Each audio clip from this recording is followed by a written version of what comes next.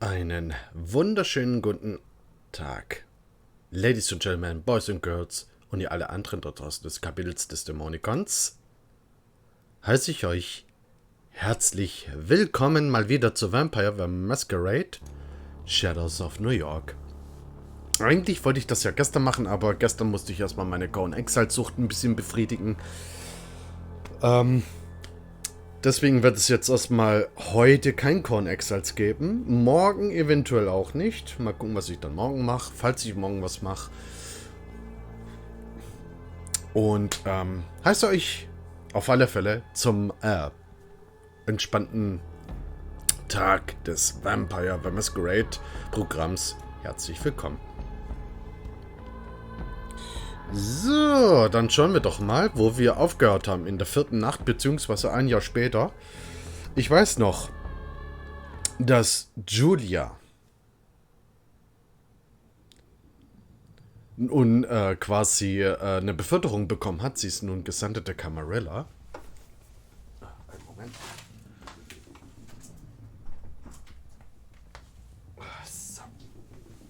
Julia ist ja Gesandte der Camarilla. Und sie repräsentiert auch ihren Clan La Sombra. Sie ist quasi jetzt die Anführerin vom Clan La Sombra, kann man sagen.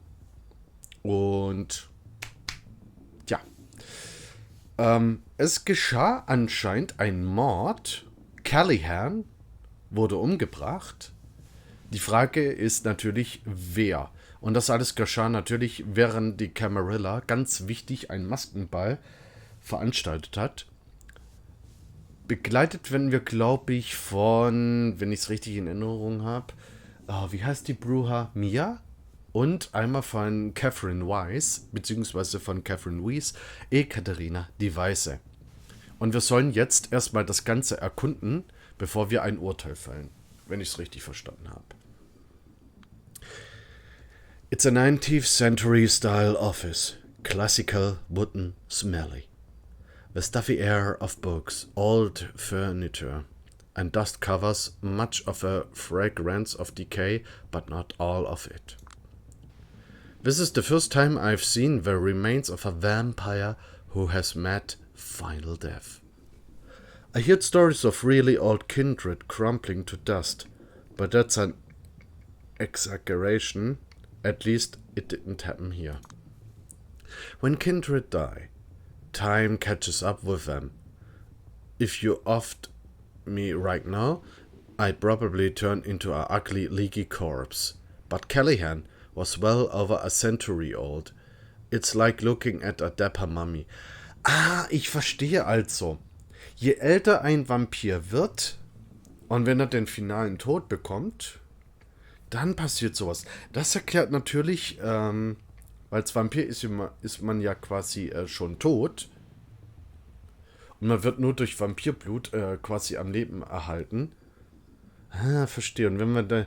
Kommt drauf an. Also, Julia, wenn Julia sterben würde, sie ist ja seit über einem Jahr tot. Sie würde einfach nur aussehen wie ein verrotteter Kadaver. Aber bei anderen, Callahan, der über ein Jahrhundert alt ist, also über 100 Jahre, bei dem sieht es anders aus. Da werden nur noch Staub und Knochen übrig bleiben. Wie eine vertrocknete Mumie. A desiccated body in a heap of musty clothes. All that is left of a mighty boss, Douglas Callahan, Anak Baron of New York City, if that's really him. Needless to say, it might be a little hard to establish the time of death or the cause, especially as his garb doesn't have any obvious damage. What a great place to start. Have you already found anything suspicious? Nothing you don't see in front of you. Uh-huh. This door is the only point of entry to the room, right?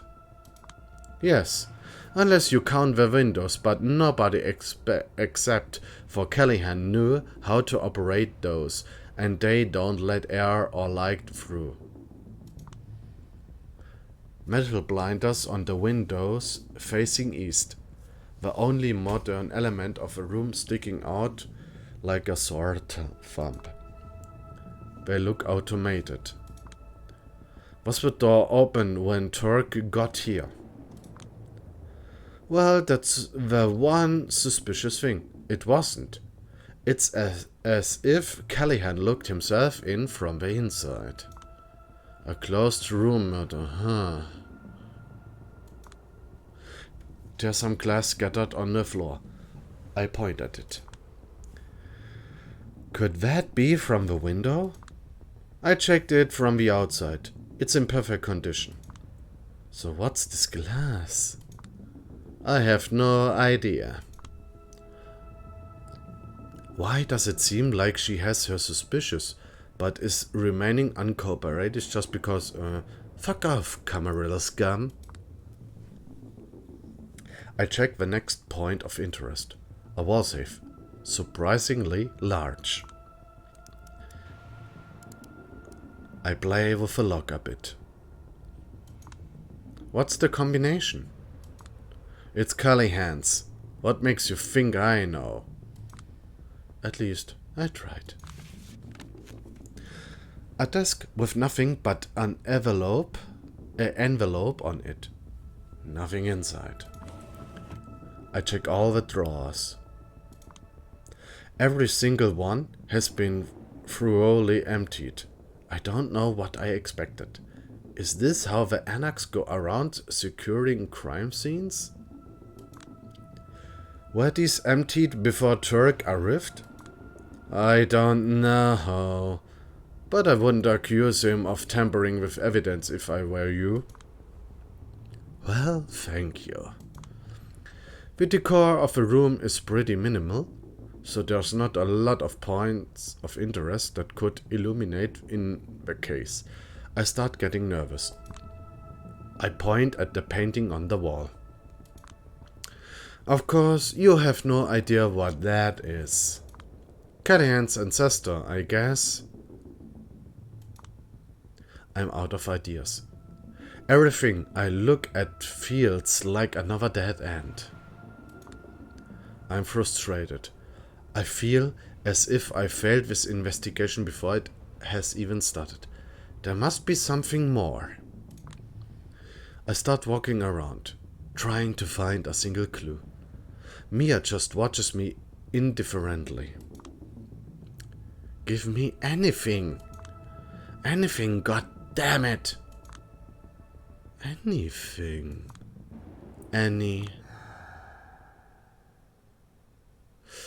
Entweder ein La Sombra, unsere Erzeugerin, oder jemand anders. A shadow blinks in and out of existence near Callahan's remains. I freeze in place.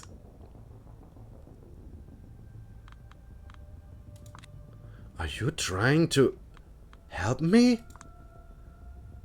What are you mumbling about?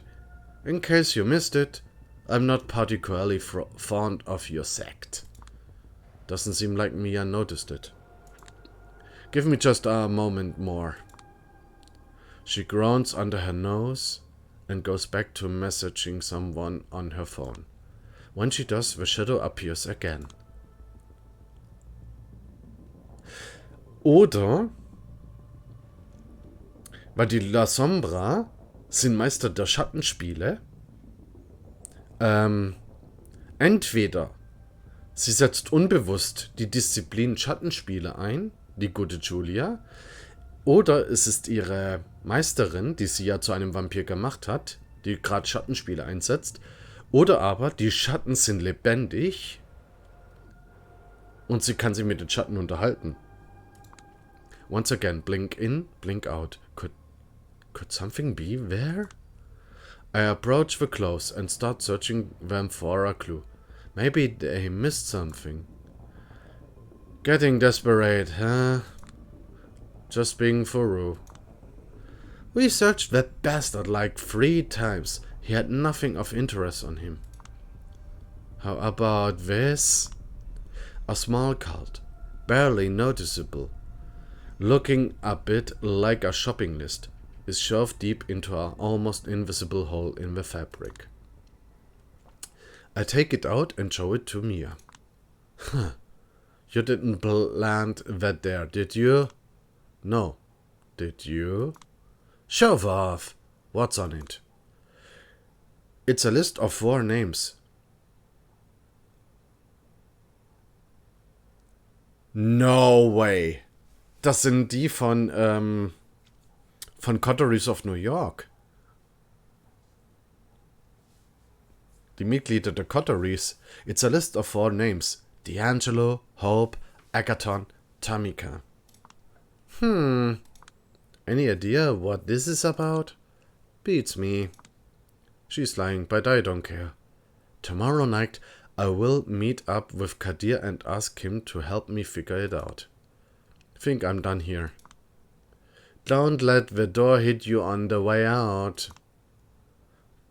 Guess she sees me as nothing more but an enemy agent. When will I get to meet with Turk?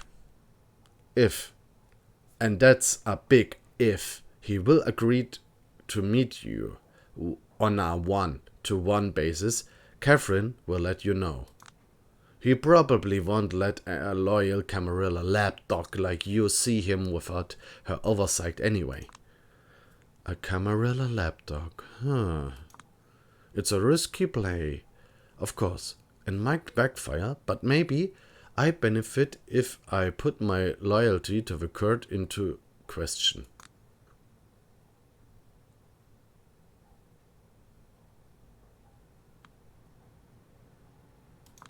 Yeah, playing for both sides sounds like a recipe for trouble. Just too risky and stressful. Pass.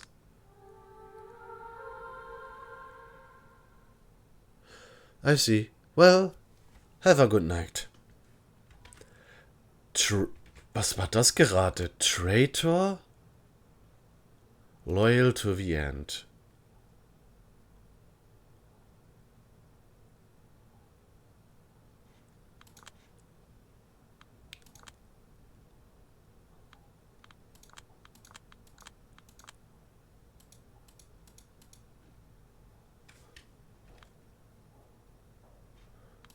Oder ist es eher Trade?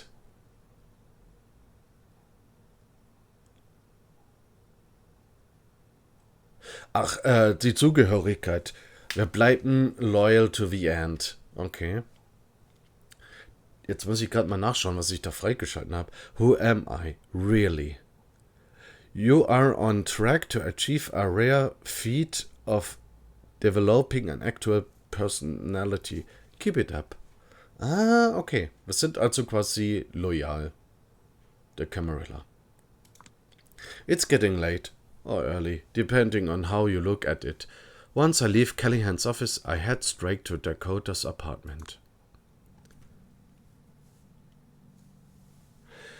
I try to sneak by to my bedroom, but she's up waiting for me. How was your night? Shit. Tomorrow. What happened? You look like something the cat dragged in. Tomorrow. I promise. But I'm worried. Don't be. Tomorrow. She gives me an unconcerned look, then closes her eyes, slumps her shoulders, and frowns. Alright. You're the best.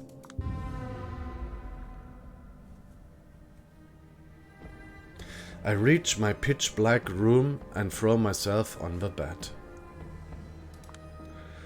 The responsibilities, the stakes, the way I always feel too slow to react properly in these situations. I don't want to think. I want to turn off my brain.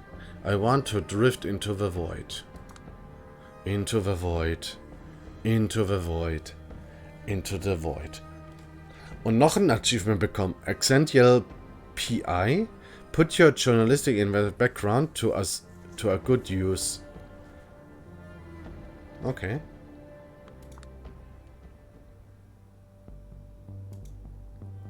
Breaking the habit. Ah, okay. You need to rest.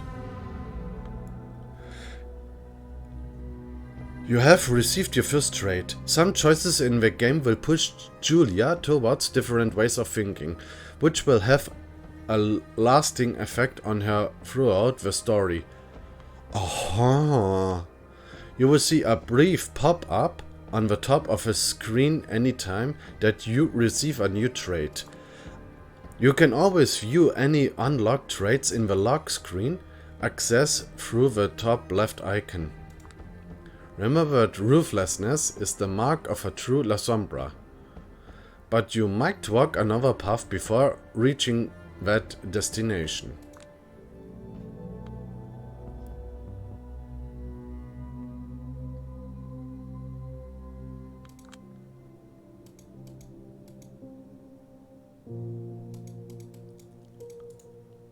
Okay, ich kann leider nicht irgendwie das Sand auswählen.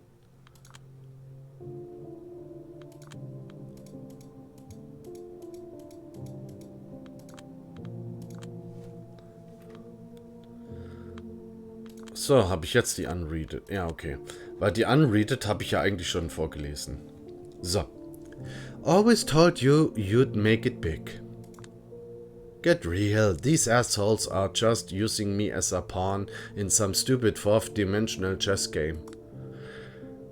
As opposed to just keeping you off the chessboard. Don't be a glass half-empty buzzkill.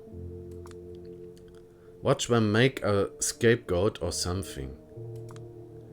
That would be exciting. I could write a book about living with a 21st century Lee Harvey Oswald. Come on, don't even joke like that. I haven't killed anyone. Julia, honey, neither did Oswald. Yeah, right, I keep forgetting. Stop wriggling or I'll mess your face up. Sorry. I'm always obedient when she's busy working on my makeup. It's hard to take care of your appearance, especially your face, when you can't even see yourself in the mirror. Not that I've ever been particularly good at it, but Dakota doesn't seem to mind. I'm her goth dress-up doll. Her presence in my own life is one of the few good things that my sire provided for me before fucking off to Chicago. Normally, I'd be told to find myself a ghoul, but many of our clan, myself included, finds the idea of ghouls distasteful. So, ein Ghoul. What you get when you give a mortal your vampire blood without draining theirs first. An underling, a toady, a thrall. My clan don't really like to use them. Hell, Karen, though the very concept was beneath her and refused to explain it. So, ein Ghoul ist Menschen, dem man ohne Blut abzusaugen Vampirblut zum Trinken gibt. Dann wird man zu einem Ghoul. Wunden heilen schneller, man lebt auch ein bisschen länger und so weiter. Man könnte es quasi sagen, als Sklaven, als Haustiere und so weiter, die quasi das tun, für den Schutz eines Vampirs sorgen. Quasi, sie gehen tagsüber einkaufen, machen die Wäsche und so weiter, während der Vampir nachts schläft. Könnte man so ungefähr sagen. Das steckt hinter einem Ghoul. Und dass die La Sombra aber keine Ghule nehmen? Gut, vielleicht hat sich das auch über die 1000 Jahre geändert. Weil damals im Prag, ich meine bei Vampire war Masquerade Redemption, was ich auch noch gern spielen möchte. Mal wieder. Ich glaube, da gab es auch La Sombra Ghule. Oder La Sombra, waren das La Sombra Mitglieder oder Anwärter? Entschuldigung. Weil wenn es keine Ghule gab, dann haben die bis damals noch immer fest dran gehalten, dass Ghule widerlich sind. We're cat people, not dog people. We don't want mindlessly faithful servants. We want companions who rely on us, despite having, in theory anyway, the free will not to. The kind of a relationship I have with Dakota would normally be a breach of the Masquerade rules, but the rules are different for kindred who are Camarilla. adjacent, even losers like me. Okay, also ist Julia also quasi, wenn ich das hier in diesem Fall richtig verstehe, eine Ausnahme. Sie durfte Dakota erzählen, hey, ich bin jetzt übrigens ein Vampir, ich brauche Blut zum Leben und so weiter. Und Dakota macht sie anscheinend nichts aus.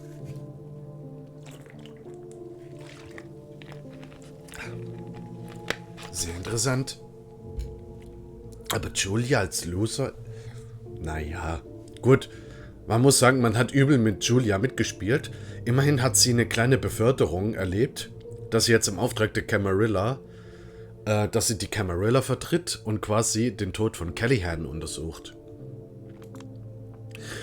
Simplifying here, but Messiah made it clear that her child would not own slaves, and that was the end of the discussion.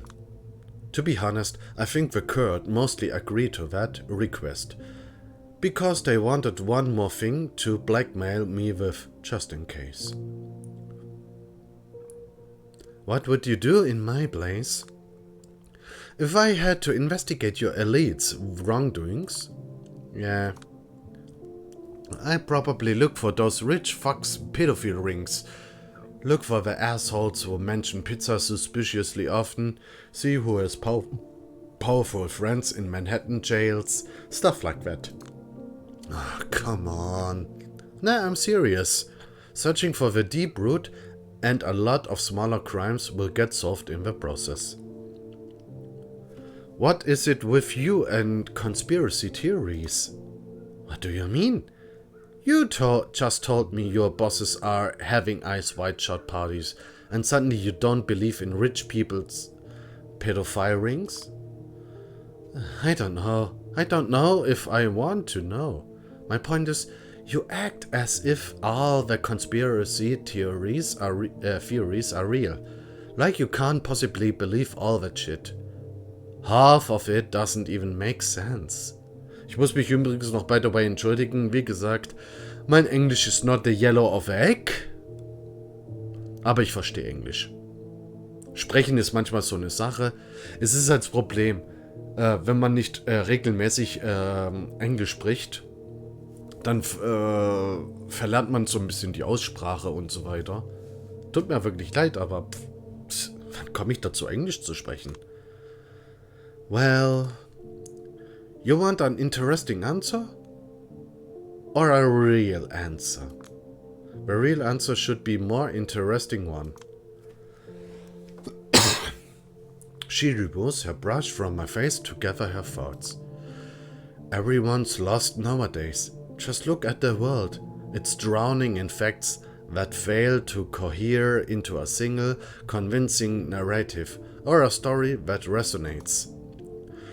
The corporate media want you to believe in empirical thinking, but it always fails to deliver moral or metaphysical truths, and the people desperately lack those.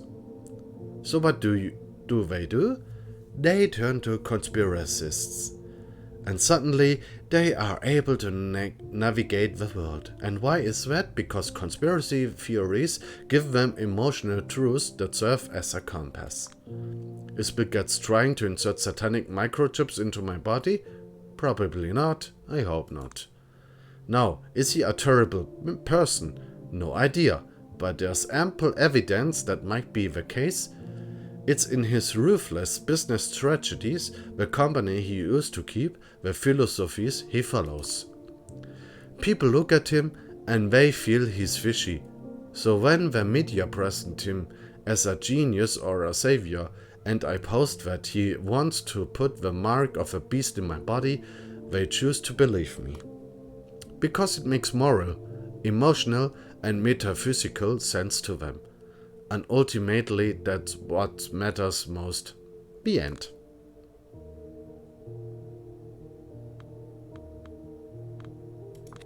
I don't know if I want to engage with the contents of this rant too deeply. You came up with this monologue yourself? Oh no, I read it on Facebook. Oh, figures. But just to make sure, the Keens are okay? Well, as far as I know, they don't cause autism. Good to hear. Anywho, I'm done. You're the best. Yeah, considering how many times I've done makeup on a dead body, I probably have enough job experience to be a Mortican by now. Wow! Now that sounds like an exciting career, but in reality, it is probably the most boring thing under the sun. Yeah, I like my corpses talkative, pouty, and self-loathing. Shut up! These characters will be leaving now. It's got a job to do. Go get them, Tiger. Ach, wie süß.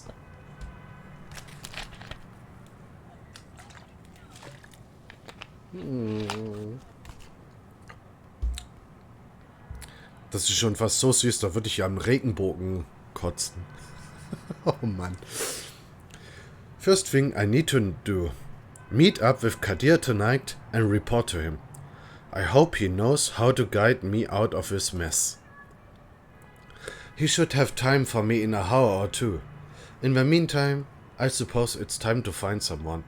What's the most dehumanizing word I could use here? Nourishment. Kadir told me I need to quench my hunger less often if I didn't smoke. It kills you, he said. But to start killing itself, your organism must pretend it's alive and that's use up precious vitae. So, der neue Begriff Vitae, an ancient term for blood. In my experience, rarely found outside of dusty textbooks and pompous camarilla speeches. Vitae ist eigentlich ein antiker Begriff für Blut. Ganz früher hat man gesagt, ja, trink einen Schluck Vitae. Blut ist damit gemeint. Blut ist ja auch quasi der Quell des Lebens. Ist eigentlich nur ganz natürlich, wenn man das so sehen möchte. Haben wir weniger als 5 Liter Blutintus?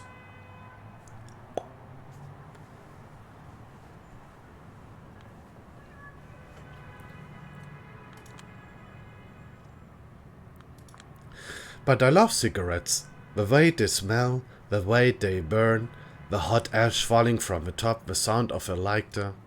The way they kill you, of course. And I guess I need some tactical connection to who I was back when I was alive. Okay, New York City, guide my steps. Show me which one of your children I should drink up tonight. Diva's Delight. A fitting name for a kiss addict. Was audacious enough to openly picture unique taste to those in venue. I'm not in a clubbing mood, but since I need to feed, might as well give that rumor a shot. Okay. Bunny as a reporter. The note left at my old dad drop point reads Bunny as a reporter. Shit, could it be Woods? Long time no see. What does one do when the ghost of Christmas Park knocks on her door? Und a slap on the wrist. Samira is asking me to meet her. If not for the ongoing celebrations, part 3 would prove an odd choice for a secret rendezvous. Here's hoping she can provide some useful insight into the case. Wait a minute. Die kommt mir doch bekannt vor. Ist das nicht die aus Coteries of New York, die, wie hießen sie? Aus der Kunstgalerie? Als uns Sophie Langley damals mitgenommen hat, wie man Blut trinkt und so weiter. Ich würde aber fast mit dem hier gehen. Qualität vor Quantität. Je wohlerzogener ein Mensch ist, desto qualitativer ist auch das Blut. Und das sieht mir bonifiziös aus. A clean-cut staff member dressed in an impeccable company uniform smiles at me as the elevator door opens. Good evening, ma'am. Meeting someone? I dismiss his question with a pathetic shrug. He sized me up for a brief moment, visibly questioning my fashion sense. However, his professional acumen quickly trumps his discontent. Very well. This way, please. New York City's nouveau rich seem awfully starving for a gourmet soup this late night at night. The Patrician is packed almost to the brim. Oder Patrician. Na, mal gucken. The concierge point me over to the last vaccine table, conveniently situated in the far-off corner of the main hall. I nestle in the chair, letting my elbows rest on the ornate tablecloth. Watch out of oblivious white collars. There's a black widow in your midst. In your midst. Sorry. Well, I'm here.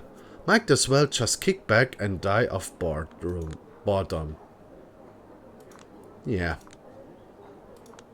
I really need something to occupy my mind.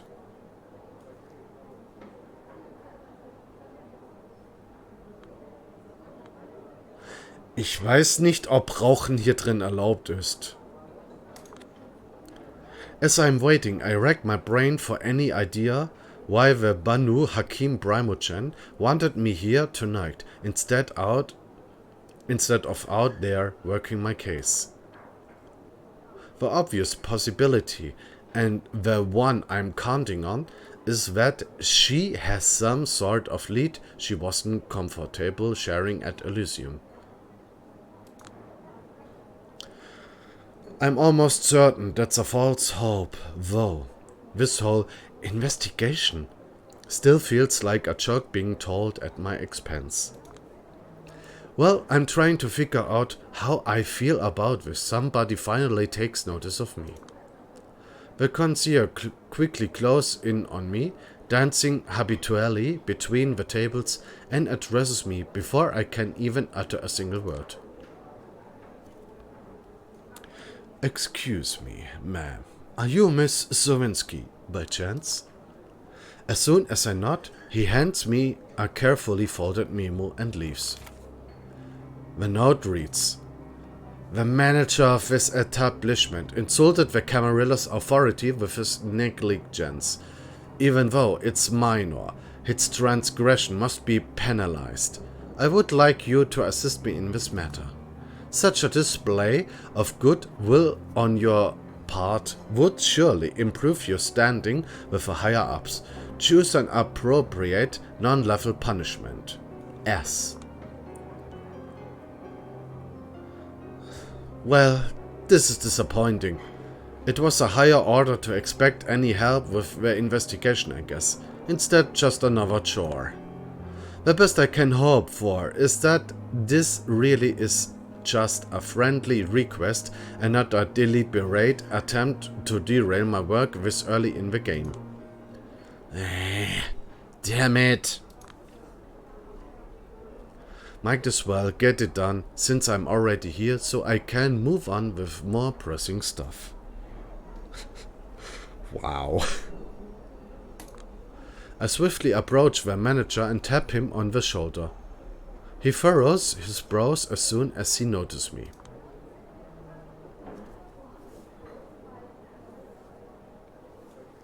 I'm afraid I'm busy. One of the waiting staff should be able to... We have something to discuss. The VIP lounge. Now, if you please. His face loses color. Maybe it has dawned on him that I'm even paler than the other, more blue-blooded guests. He immediately becomes compliant as I escort him through a side door. The room isn't empty, but its guests are just leaving. Nobody pays me any attention. The manager is as polite as he can be as he sees the patrons out, but I can see he's clearly losing his shit. He quietly asks one of his staff to give him 5 minutes in the lounge, and gingerly closes the doors behind him. Then the pleading starts. Listen, I know I screwed up. I shouldn't have let him in. How could I know he's not one of the proper clients? I don't give a... Listen, hey! I would never... I implore you. I have children, for Christ's sake. There must be something, an arrangement, a way to... He just goes on as if I'm not even here. With each subsequent whimper, he becomes more and more irritating.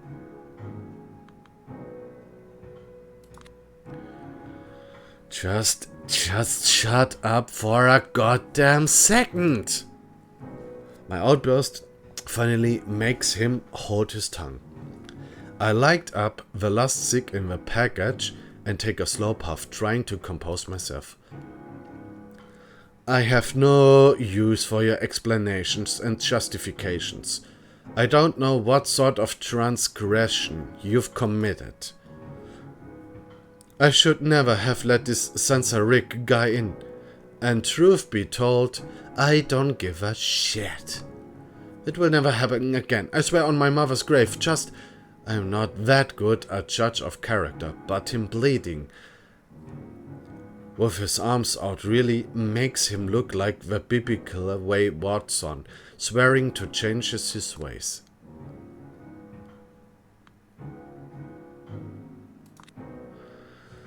I approach him slowly, with the nastiest smile I can muster. With my every step, the sound of his voice falters ever so slightly, until all that's left in the ambience of the room and the main lobby beyond. Then I put my finger right in his face. This is your last fucking chance. If I ever have to come here again. As I show him a throat-slitting gesture, the faint scent of urine begins to spread through the room. Jesus Christ, if I could only see myself in the mirror right now. I don't want to be here for a second longer. I take off.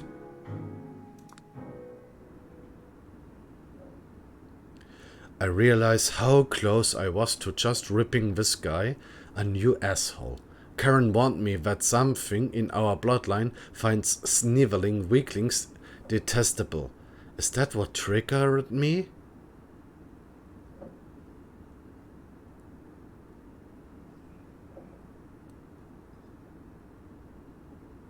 Wait a minute, die La Sombra. Nutzen Schwächlinge als Testsubjekte für ihre Kräfte etc.? Oof, but that's a conundrum for another occasion. I did what I was asked, and I sure as hell wasn't wasted enough time here. I should move on.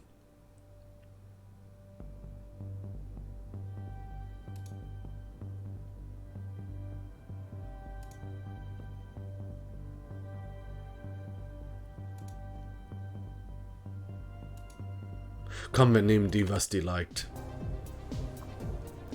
No blood, no matter how exquisite, is worth suffering through this noise. Something terrible must have happened to the previous DJ. It had to be sudden and unexpected for them to hire this amateur under the wire. Zero ability to read the crowd, no sense of flow, as if that constant flashing wasn't migraine, inducing enough by itself. Not that I remembered how an ordinary headaches feel. I know the hunger though, which is why I'm here tonight. A purple-haired girl bumped into me, head down, tears flowing down her cheeks, hands trembling. As much as I'd understand it, I don't think it's the guy at the turntables that make her like this. Ugh. Oh, I'm so sorry, She bolts before I can say a single word. Well, who am I to blame her? A tactical retreat probably felt like a good idea.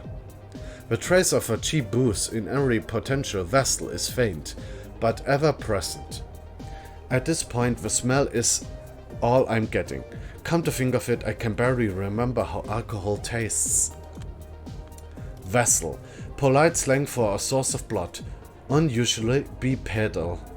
Vessel ist eigentlich nichts anderes als ein politischer Ausdruck für ein Blutgefäß. Zum Beispiel, ja, du bist mein Blutsack, mein Blutbeutel, ein Lutscher, ein Lollipop. Ein Trinkgefäß. Maybe I should remind myself, nah, that's dumb. But the bar's pretty much free of people at the moment. I get closer and take a peek at the drinks menu. These are some goofy fucking names, especially from a kindred's perspective.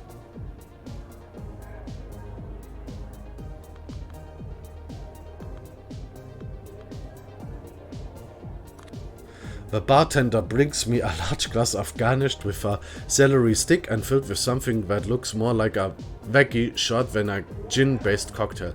I'm far from thrilled. Fuck it, here goes. I chuck it down in one go. It tastes like canned tomatoes someone opened and let rotting for a decade. Ach du Schinde. Something tells me I'm gonna regret it soon. Oh boy.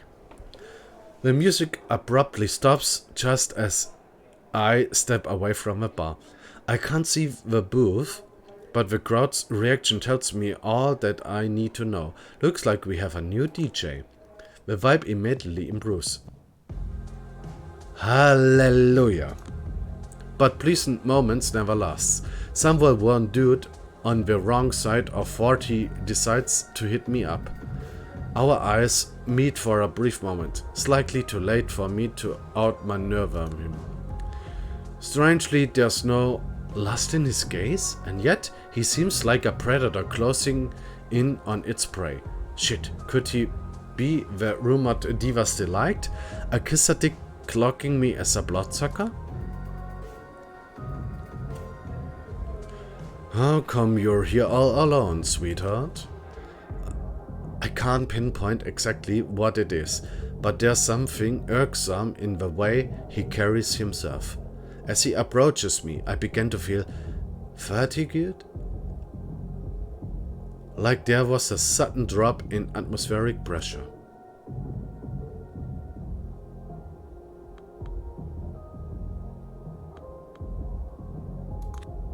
I give him a purely hateful glare, but I find it weirdly strenuous to keep my eyes on him for longer than a few seconds.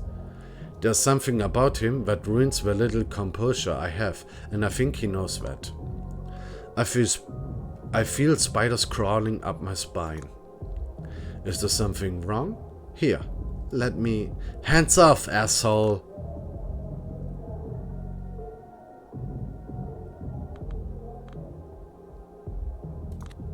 I can barely focus on his eyes, but he freezes in place for a moment. Hey, stallion. How about you go bother that guy?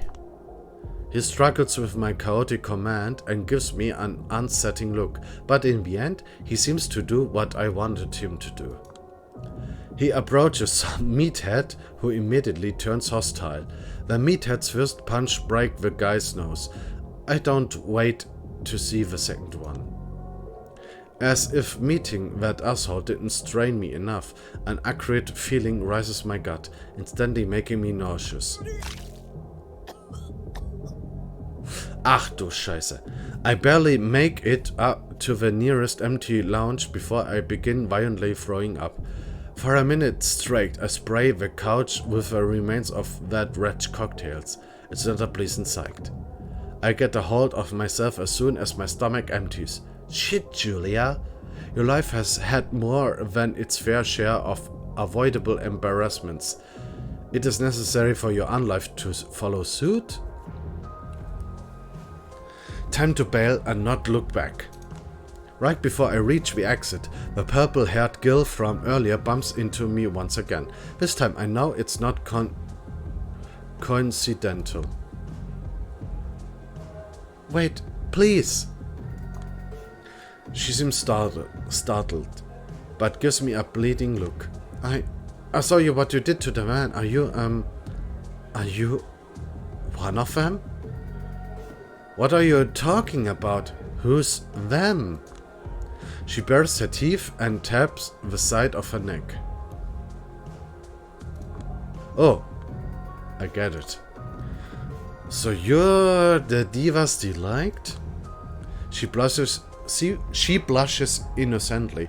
like I just caught her stealing cookies. Yes, it sounds silly, I know, but I thought it would attract some of, some of your kind. I've always been told I taste good. Would you like to try? She looks at me the same way a junkie who hasn't had his hit for a while looks at a syringe. You know too much. There's no way you don't have a patron of some sort. Her eyes tear up again. I do, but maybe I don't. I don't know anymore. He shows up whenever he wants, then disappears for weeks. I don't even know his name. We were supposed to meet here tonight, but I guess he didn't show up. The girl keeps talking.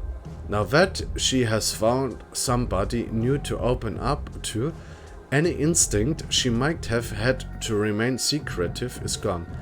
Sag bloß, sie meint den Charakter, den wir gespielt haben in Coteries of New York, dass er überlebt hat, seinen eigenen Weg geht vielleicht und sie unregelmäßig besucht, alle paar Wochen mal für ein paar Schlücke Blut. Makes you wonder who thought it was a good idea to breach their Masquerade for her. Before him, I used to have a caregiver. She was one of the divas too, but she was exceptional, noble. I think she cared about me in a way. She always complimented the way I taste. Would you like a try?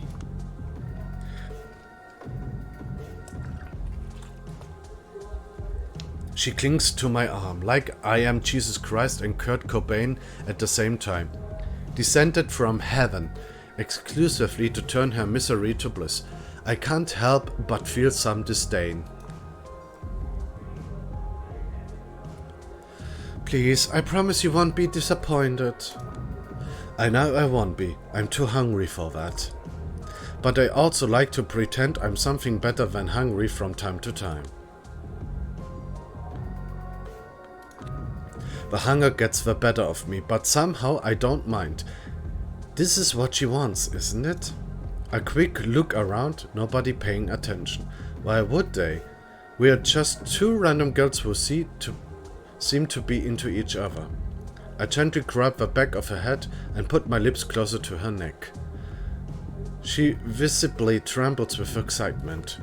As I bite down, her body softens. Then I drink, savoring each sip. She really tastes incredible, like an unfulfilled promise, sweet, sweet innocence. As soon as I'm done, she loses her footing, weakened, but undoubtedly relieved. I help her sit down on the floor. She smiles at me, joy glinting in her eye. Thank you. I really needed that. My name's... Don't talk, just rest for a while. I leave her alone in this state of bliss. She doesn't seem to mind. It looks like I did the right thing. Right? I leave the booming sounds of a club behind me and get on with my night. Alright, it's about time I had to see Kadir. Okay, ich habe schon mal keinen Strich, also wir haben volles Blut anscheinend. Mighty kind of him to arrange a meeting in the place. That's most convenient for me. D'Angelo, Hope, Tamika, Agathon. Wow, ist das hier Julia? Sieht ein bisschen anders aus halt. I suppose that's better than nothing, but no evidence? Really? Honestly, it felt as if someone had already cleaned up the most egregious stuff before I arrived. Sounds like the Anarchs. I definitely try and check that place again, but I feel I need some sort of expert to accompany me.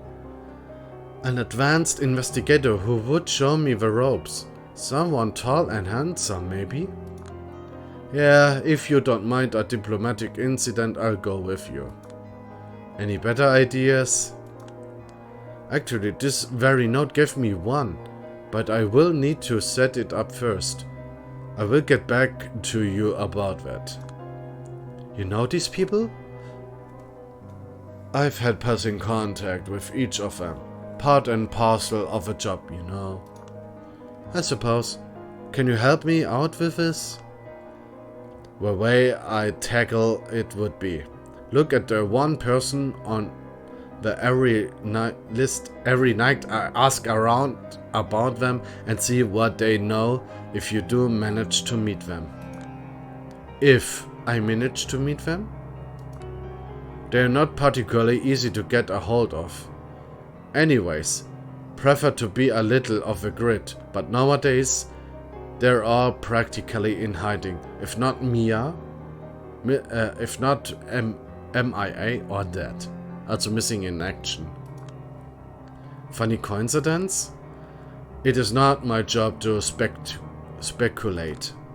In other words, he knows something, but it's not as liberty to say. Guess I'll find out anyway, if I do meet them. And why one night each? Shouldn't I investigate every loose thread until we're satisfied? In a perfect world, you'd have all the time you needed. But this is not a perfect world. They'll try to brute force a solution to the case as soon as possible. I suspect that 4 nights from now, once the celebrations of power are over, they'll ask for your findings and that will be all. Fucked up. To be brutally honest, my focus wouldn't be on solving the murder. Instead, I'd focus on not embarrassing yourself. Fucked up. This is part of why I didn't want you to get involved. You couldn't possibly think Arturo had you involved out of the goodness of his heart. The entirety of your investigation is just for show. You were meant to be an unwitting actor. If it wasn't for the loyalty I feel toward Kadir, Samira and Masaya, God knows the memory of my embrace still holds too much sway on me. I'd have plotted a vendetta against these assholes long ago. But let's be frank. Even if I thought that lying to Mia about being sympathetic to the New York City anarchs yesterday could benefit me, I still probably wouldn't do it. I would feel like betrayal. There's something about the Camarilla ideals that still ring true to me. A belief in individual excellence and nobility, or the way time-tested traditions can ground us in this terrifying new existence. But being on the receiving end of this shitty neo-feudal structure and seeing firsthand how the elites always play by their own rules, regardless. I can't help but think there must be something better out there, the kind of Camarilla that would actually deserve slavish loyalty from kindred like Kadir. A penny for your thoughts?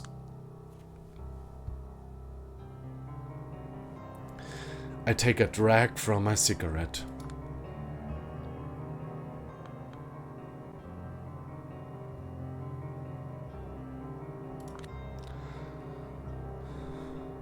After the last few months of hazing, I didn't expect a random act of kindness. This kind of bullshit is, well, just how the Camarilla works, isn't it? More often than it's necessary, I'd say. But this time, it's a risky play.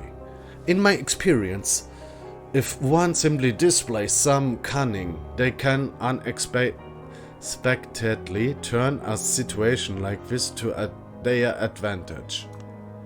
The Kurd. Part of a Kurd assumes that you're unable to surprise them in this regard. But if you do, by the end of this investigation, you might as well pull yourself out of the ditch you're in. That would be a night to remember. So, Uh, where should I go first? You should go with me. As it happens, I'm only out here because I was ordered to drive Aisling to the art hall. And guess the name of her protégé. Oh, so that's whose Akaton is? Or was. Nobody knows. It's a complicated thing. You'll see. I'm on the clock, so let's get a move on. Lead the way, big bad wolf. Still not done with this bit? Not while it's still bothering you. I'm leaving you behind if you don't keep up.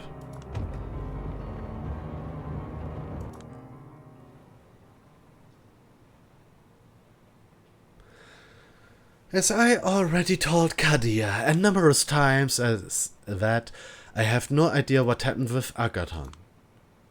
The Broadway Chantry, part of the Chantry of the Five Boroughs, is Aisling's usual hangout place these past few nights. She's in a hurry and not willing to talk. Do you have any idea how this connection to kindred going by the names of Tamika, D'Angelo, and Hope? I don't. I made it a point to keep our relationship strictly professional, and never meddled in his personal affairs, unless they influenced our work, that is. But it only happens one time. Ah yes, the infamous Juno case.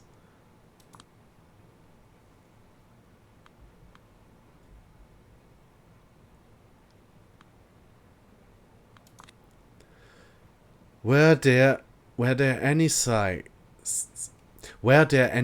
he's leaving, or anything that makes his disappearance suspicious? No, nothing. It was quite rude of him not to give me a proper warning before he departed. Still, this line of work is not particularly favored by folks with a perfect grasp of savoir-vivre. Savoir-vivre. Wahrscheinlich. I do hope his search will bring him back, right where he started, begging me to take him back in.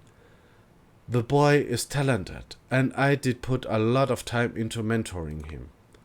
If he doesn't, well, que sera, sera. No skin off my back. So you won't even entertain a possibility that he found himself in harm's way? I know an answer to that one. A researcher's mindset. She doesn't think it's worth considering the worst case scenario seriously and just takes things as they come. Precisely. If, for example, climate change scientists didn't operate this way, most would have put a bullet in their own head long ago. That's a cheery though. I'd like to search the Chantry for Agathon's whereabouts. Our good sheriff already did that long ago. You'd just be wasting your time, and ours for that matter. Didn't you say Helene was waiting for us, Kadia? Give the girl 15 minutes, Aisling. A minimal support for an ongoing investigation, and besides, she has a proclivity for finding things everyone else has overlooked. 10 minutes. And if you attempt to pass this door or that one up there, I can't guarantee you walk out of here alive.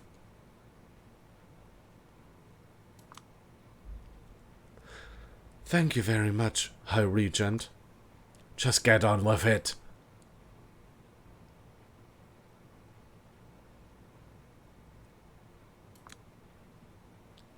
My time here is practically up, and I found nothing of use. It seems Agathon was completely dedicated to his work. Even his personal quarters are as barren as it gets. No personal touch whatsoever. Nothing I could go by. It's all research, research, research. He seems like such a bore.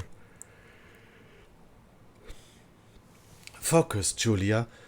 What would you do if you were a warlock workaholic? Where would you leave clues to your whereabouts? What would you do if you found yourself in a mortal danger and wanted Dakota to know? It's loose. Was that? Yeah. It was facing this way, huh? I approached the place where I saw the shadowy silhouette appear. It's a brick wall, and one of the bricks is loose. Kadir and Aisling are in another room right now, still discussing the party. It's not that bad. You ought to learn how to find humor in the little things. It's demeaning, Sheriff. That's all there's to do it. It's time. I work the brick loose until I can grip it. Then I tug it as silently as possible, revealing a hole in the wall. Inside there's a book. I browse through it quickly. Agathon's diary. That's a bingo. Your 10 minutes are up. So are your 50 minutes in fact. Are you done here? If I could just get 5 more minutes, I still feel like I could stumble upon something here if I just look a little more.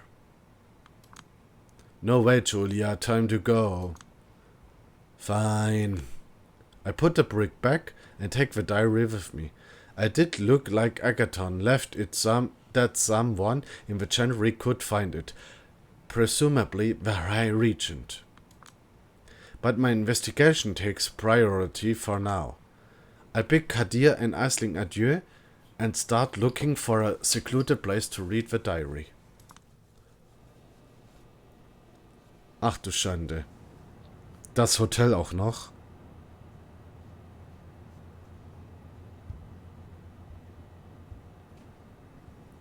This place right here should be secluded enough for me to browse through the diary in peace. I start quickly skimming the book, singling out sentences and paragraphs that looks interesting, trying to get a general idea of what kind of person Agathon was, or is, I hope. The more I read, the clearer the image of the person becomes. He's been working under the High Regent for 15 years. There's an underlying shame in the way he talks about Tremere magic. He always describes himself as too slow on the uptake, too late to learn something, too much of an amateur. He was really into tying his self-worth to his wisdom. His entries beginning in 2012 are terrifying regular. The handwriting is extraordinarily neat. The author's absolute dedication to his studies is palpable. If there's anything to his unlife besides work, it's his relationship with the 3 important women he holds dear. The first is his master, Aisling Sturbridge, whom he reveres for her knowledge, stoicism and willingness to experiment. I was hoping to find some details about her secretive work here, but no dice. Looks like he was willing to risk someone finding all about his inner life, but not anything that could harm her studies. A good pupil, serving a good mentor. I'm jealous. The second is another warlock, his ex-lover, Juno, whom he feels guilty about. They had a conflict in which Aisling was involved. Having to choose between the two, he chose Aisling. According to Agathon, there was never real love between him and Juno. First it was just shared interest, then a growing disconnect, and ultimately guilt which made him feel responsible for her. But maybe it's just excuses? He strikes me as the kind of person who spends most of his time instead his head. Doesn't sound like someone you could have a fulfilling romance with.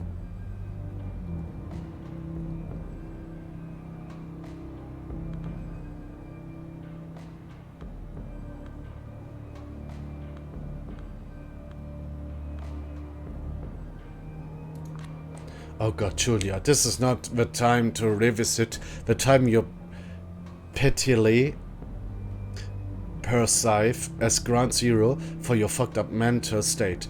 Get on with it. Anyway, last but not least, Agathon's mortal grandmother, Sylvia.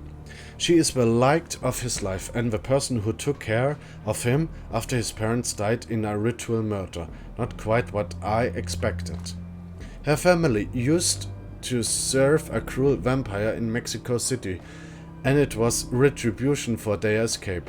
She was the lead Tremere used to track him down, actually.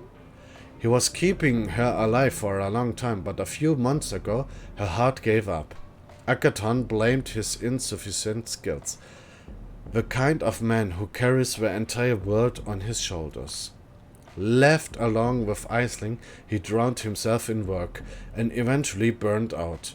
But it doesn't sound like Sylvia's death was the only event that triggered his depression spiral. There was some kind of incident back in 2019. He doesn't cite specifics. Another thing he was worried about writing down? It's all vague mentions of a person who made him fly too close to the sun. Whatever happened, it had the same effect as his grandma's death. New York stopped feeling like a home to him. It became alien, empty, grotesque, his words. I checked the first page. There's a recent photograph of him glued to the inner side of the cover. He's facing away from the camera, only showing his profile and striking a rather dramatic pose. At first it looks kinda poserish to me. However, upon closer inspection, it seems like a goodbye photo. The final melancholic glance he throws in your direction before he disappearing for good. There's also a single black feather. No idea what it means. Something's written next to the photograph with a lot of flourish. It looks like a poem? More than annoyed. Sad. More than sad, unhappy. More than unhappy, suffering. More than suffering, abandoned. More than abandoned, alone in the world. More than alone, exiled. More than exiled, dead. More than dead, forgotten. Recitative, 1917, by Marine Lauresin. Looks like he wrote it down recently. It might have resonated with his emotional state over the past few months. Most importantly, it seems to confirm his intent with this diary to me. The general idea seems to be his research will outlive him, so he doesn't even detail it. Still, he wanted some kind of tangible memory of who he was left for posterity. But that's not all. There's still a mystery to be solved. Quite a few of the pages towards the end are missing, but it doesn't look like they were necessarily removed to redact information. They were torn off in a way that makes it clear the paper wasn't ever used. What's more, the preceding pages are empty as well. Could it be that that's when it happens again? I notice a bizarre shape in my peripheral vision. Bleed. I turn to catch a glimpse as fast as possible, but it's already gone. If my heart could beat faster right now, it would be jumping out of my chest. It's discomforting. I've been seeing these apparitions ever since I turned into this. The worst part is, I feel they were always there. Even as a mortal, they were there sometimes in the corner of my eye, disappearing when I tried to look directly at them, making me think it was just my mind playing tricks on me. Oh ja, dieses Gefühl kenne ich nur zu gut. Wenn man denkt, man hat aus den Augenwinkeln eine Bewegung gesehen, das schaut man hin an, dann war es aber nur die Einbildung. Ich kenne das nur zu gut. But when you're part of a night clan, there are times they don't disappear. There are times they talk. There are times they try to force you to do their bidding. And worst of all, no, I don't want to think about it right now. Still, in my experience, they aren't exactly, I don't know, consciously malevolent. This one in particular was trying to help? I open the book, the first empty page, and look around to make sure nobody's staring.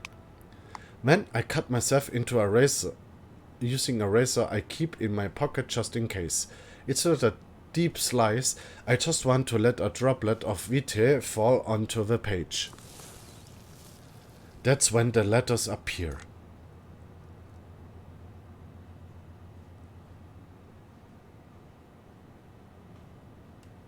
Look at me, a C clown.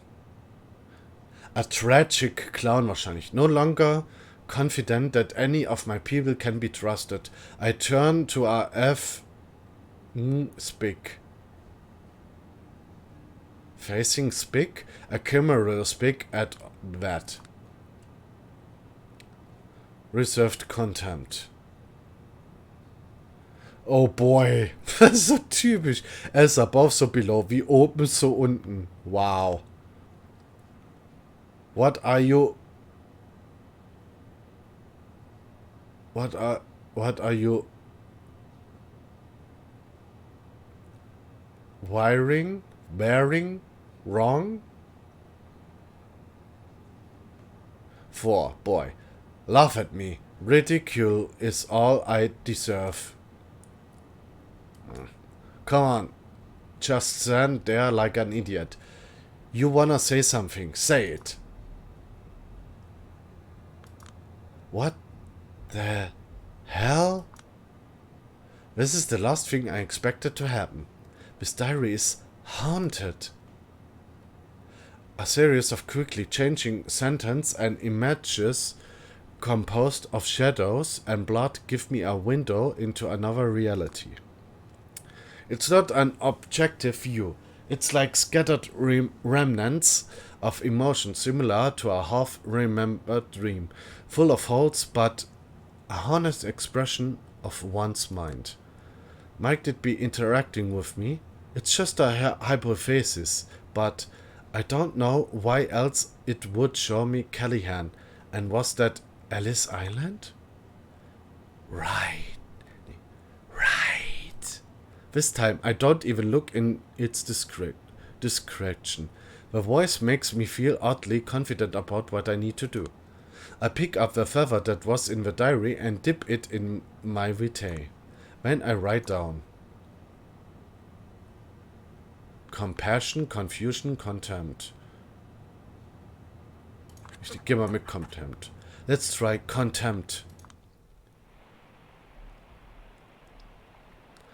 You sold out your long ideals long ago, old man. You're a shithead, a coward, a bigot, a failed leader, hated by everyone serving you. Of course I have nothing but contempt for you. Good. Finally some honesty. Now we can talk to each other like equals. It doesn't feel like this is the way these events took place. It's more like a way to explore Agathon's emotional truth about the way it's all unfolded. In any case, the diary is reacting to me and some shade of a truth. It's better than nothing. It's a handy tool, and if I use it right, I might find some clues that could aid me in my investigation. There are a few thoughts floating around my head. Like an alien entities trying to make their way out. Is that also an effect of a diary's power? Let's try Destiny. I'm curious.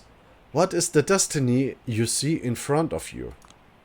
There are 2 paths I see laid out in front of me. The first one is freedom, bought with a horrible price. The second one is utter and complete debasement. But you haven't decided on one of these paths yet. No, but I'm afraid that choice might have already been made for me. God damn it, where are the two of you talking about? Why did you meet?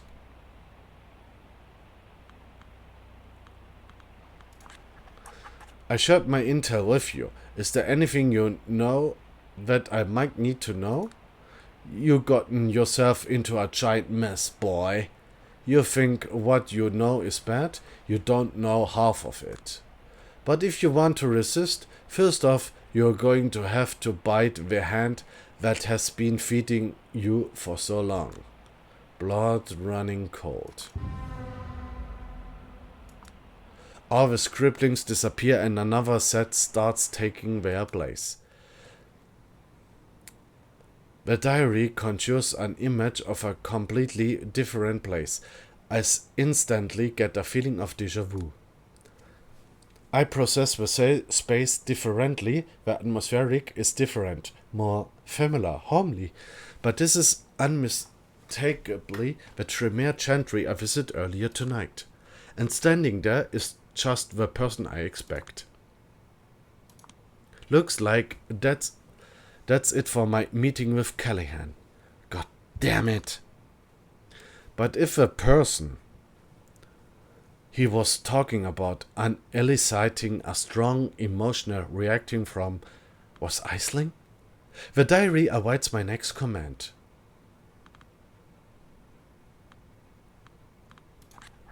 High Regent.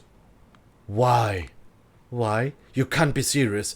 These experiments needs resources, and I wouldn't be able to provide all the neat materials in a reasonably time frame all by myself. It's quid pro quo, and it's not like my research isn't helping Kindred in a long run.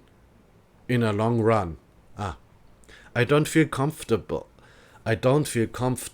being a part of this at all. I always thought we were busy with science, not politics. These are two words of a child, Agathon. Science has always relied on politics, and politics on science. Not like this, High Regent. Don't embarrass me, Agathon. Not like this.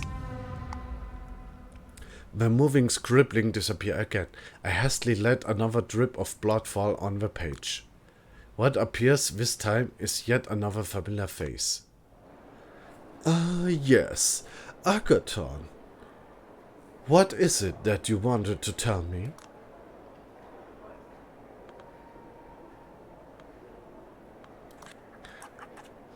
Go to hell. I beg your pardon? The harpy vanished. Yeah, right. As if I could ever gather courage to say this to your face. But the least I can do is try and stab you in the back. The diary ends here.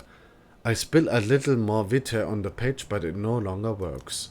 I suppose that's it. Still no idea what happened to Agathon. Is he alive or is he dead? Maybe Dakota is right. I've been a glass half empty buzzkill too often. I will brace for the worst but hope for the best. The way he left his diary for someone to carry on his work, the hints his tragically left inside it, he got this all planned out, no doubt about it. I choose to believe I will see him again one night. Maybe I'll even compliment the jacket he has. Please do not. Das Glas ist halb voll. Ach, wie schön. In any case, I think it's time to pay a visit to the art hall. Mal gucken, wie lang streame ich denn schon? Bestimmt noch nicht allzu lang. Ja, gerade mal 1 Stunde 27. Aber ich denke mal, das reicht, weil ich bin noch ein bisschen geschafft von gestern. Und würde an dieser Stelle auch beim nächsten Mal erst weitermachen. Oh, jetzt habe ich einen Haufen Nachrichten reinbekommen.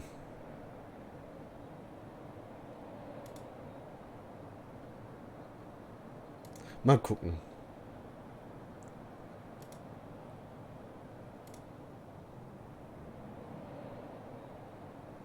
Okay. Okay.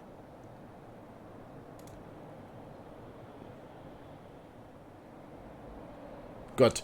Dann machen wir das so. Ich schicke euch mit einem Raid. Ich muss mal gucken, wo ich euch hinschicke.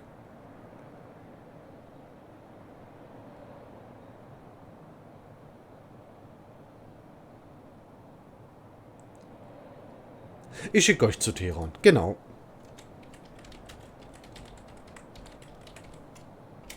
So. Dann entlasse ich euch jetzt in einen schönen Abend. Wir machen hier beim nächsten Mal weiter. Und wünsche euch noch viel Spaß bei Teheran.